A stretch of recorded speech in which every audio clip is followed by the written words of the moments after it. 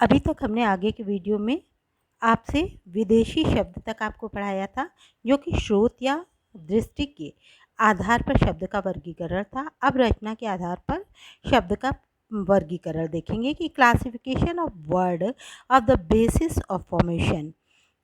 तो हाँ, रचना या बनावट के आधार पर, रचना या बनावट के किस प्रकार, तो रचना या बनावट के आधार पर शब्द 3 प्रकार के होते हैं। रूढ़ शब्द, जिसको अर्थोवर्ड्स कहते हैं, यौगिक शब्द, कंपाउंड वर्ड कैसे कहते हैं, योग रूढ़, कंपोजिट वर्ड कहते हैं। तो इस प्रकार से रूढ़ शब्द, यौगिक शब्द, योग रूढ़ शब्द 3 शब्द आते हैं।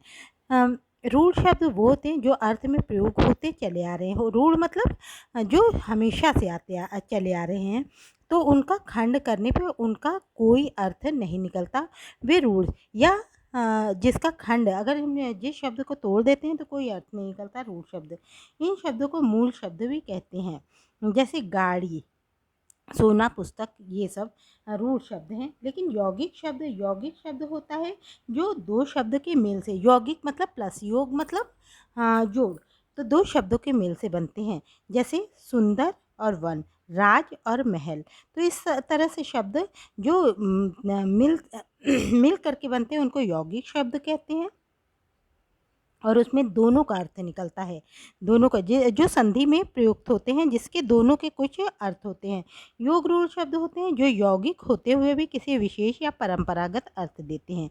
यौगिक मतलब यौगिक होते हैं लेकिन विशेष अर्थ या परंपरागत अर्थ देते हैं उन्हें योग रूढ़। जैसे लंबोदर, लंबा है उदर जिनका, और पीताम्बर, पीला है अंबर या पीताम्बर पीला है वस्त्र जिनका, जलज या कमल। तो ये इस प्रकार का अर्थ देते हैं। ये भी एक तरह से आपको समास के प्रायोगिक शब्द समास में प्रयुक्त होते हैं।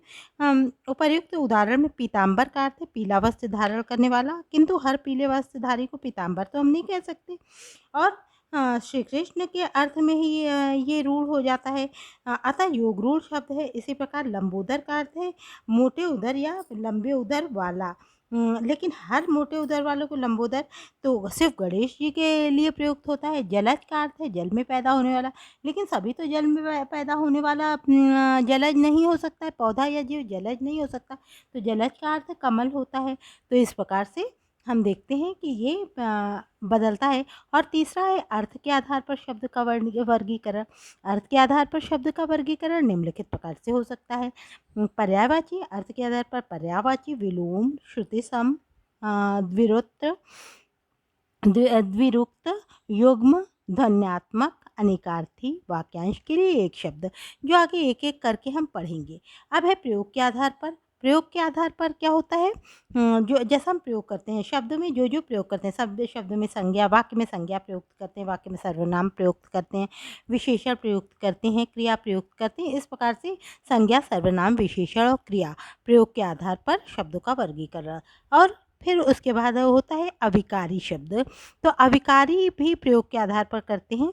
तो इनमें 4 भेद होते हैं, क्रिया विशेषण, संबंध बोधक, समुच्चय बोधक, विस्मयादि बोधक। तो इन भेदों का विस्तृत अध्ययन हम आगे के चैप्टर में अलग अलग करेंगे। किसका कहाँ से करेंगे, अर्थ के आधार पर अलग करेंगे, फिर प्रयोग के आधार पर सबका अलग अलग देखेंगे। इस प्रकार से आपने देखा कि किस तरह से आपने समझा। अब तो इसके क्वेश्चन आंसर आप अपने से अगर कर सकते हैं तो करके हमको सेंड करिएगा, मैं देखूंगी कि आपने कैसे किया।